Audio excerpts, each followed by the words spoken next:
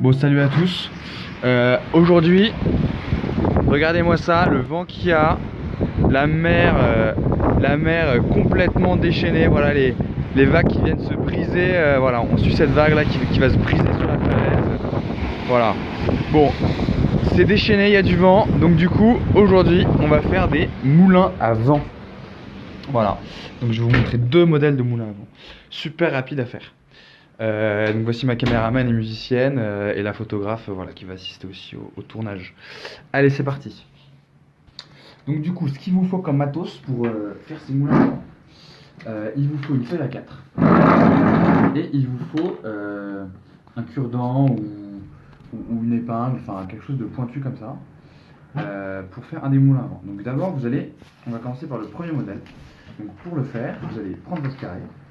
Vous gardez bien sûr la chute pour faire le second modèle. Vous marquez les diagonales.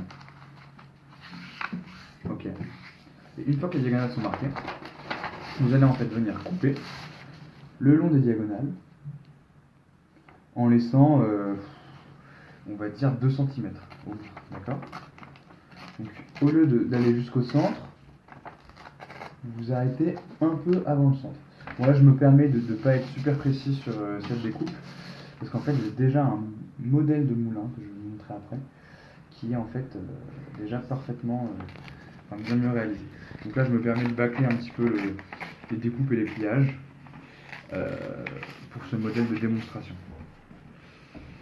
Donc voilà, donc on coupe le long des diagonales, on laisse à peu près du coup entre 1 et 2 cm comme je vous dis.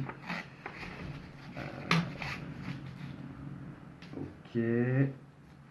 Donc pour bien découper, je vous conseille de beaucoup mieux marquer les plis que ce que je fais, et au lieu d'utiliser une règle pour aller plus vite, de le faire à la main.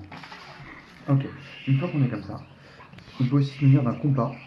On peut se munir d'un compas pour en fait pré-percer les trous, ça va être plus simple. Donc là on va percer un trou sur une des pointes, comme ceci, dans le triangle qu'on a découpé.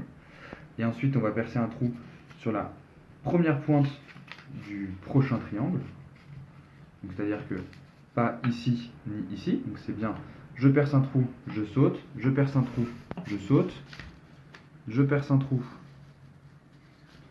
je saute, et enfin je perce un trou. Donc là on a 4 trous, on va aussi percer un trou au centre de notre triangle, de notre carré pardon, ici. Et une fois qu'on a tout percé, on va en fait venir faire passer notre cure-dent dans le trou du centre, comme ceci, et ensuite on va venir faire glisser toutes les pointes que l'on a faites précédemment dans notre cure-dent centrale. Comme ceci, donc une par une. Voilà, et donc là, une fois qu'on a fait ça, on obtient cette très jolie forme de moulin. Ok. Bon, donc là, c'est pas très évolué parce qu'il n'y a pas d'axe, etc. Donc ce que vous pouvez faire après, c'est, je vais vous montrer sur le modèle plus évolué que j'ai fait, améliorer. Donc ça, c'est le modèle de base, mais après, vous pouvez l'améliorer pour effectivement le faire marcher. Donc une des choses qui va marcher, par exemple, ça va être déjà de vous démerder pour bloquer bien votre moulin en papier fort comme ça le long de votre cure-dent pour pas qu'il bouge. Regardez là, il bouge, même parfois il se défait. Donc si vous voulez par exemple mettre des morceaux de bouchon de liège, ça serait utile. Et après, vous pouvez aussi prendre un axe, donc par exemple ici une cartouche vide dans laquelle vous pouvez glisser votre cure-dent pour faciliter la rotation après du moulin. Ok. Donc ça c'était juste un modèle de démo, on vous montrera le beau modèle que j'ai fait plus tard. Donc voilà, c'est comment est-ce qu'on fait un modèle de base. Ensuite, le second modèle de moulin. Dans la chute de votre carré, vous allez découper 3 bandes. Ok. Donc il faut que la largeur soit à peu près entre 1,5 cm et 2 cm. Ok. Ensuite, vous voulez, et la longueur, ça peut aller jusqu'à toute la longueur du moulin, enfin de la chute, ou un petit peu moins, c'est un petit peu comme vous voulez. Ensuite, vous les pliez tout en deux. On les plie tout en deux. Ok. Et ensuite, du côté où il y a le pli, pas du côté où il y a les deux battants, vous allez replier vers l'intérieur. Il faut que la largeur, enfin que la longueur de ce pli soit égale en fait à la largeur de vos bandes de papier. D'accord. Donc pour ça, on peut s'aider d'une bande existante de papier pour faire un bon pli. Et on fait ça pour tous. Ok. Donc là par exemple, on est comme ça. Et le dernier, pour le coup je le fais un peu plus à la bouche, on est comme ça. Ok, une fois qu'on a du coup nos 3 bandes de papier pliées en deux avec un pli au-dessus, on va les glisser chacune l'une dans l'autre. Donc la première, je la glisse comme ça, d'accord, tac. Là je vais pouvoir du coup glisser la seconde ici, comme ceci. Et la troisième, c'est souvent la plus compliquée à glisser parce que on la glisse dans quelque chose qui est déjà embarqué dans le pli. Ok, donc là normalement, vous avez à peu près bien glissé vos 3 bandes et vous pouvez les resserrer en fait au fur et à mesure, délicatement, les unes sur les autres. En fait, plus vous les resserrez, plus ça va être simple de les resserrer déjà.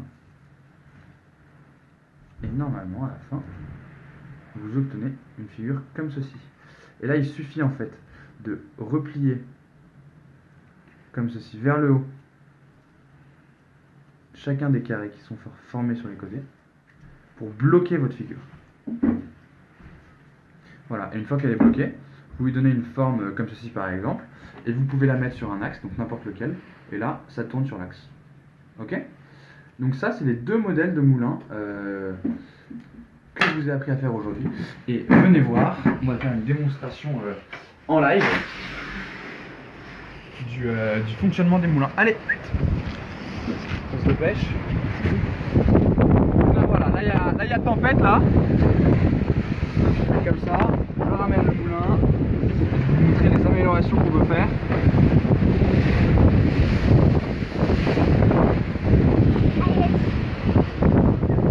Premier modèle de moulin. Je vais vous montrer ce que j'ai fait. Donc déjà, on peut prendre une bouteille, voilà, pour faire tout un truc de fixation de notre moulin. Ici, j'ai utilisé des bouchons liège pour en fait stabiliser mes pales.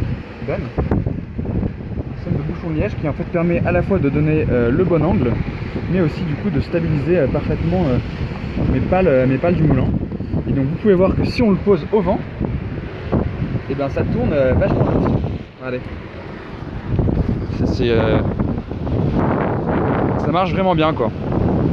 Donc voilà, ensuite si vous voulez, vous pouvez le décorer ou je sais pas quoi. Amusez-vous avec votre moulin. Voilà, allez à plus.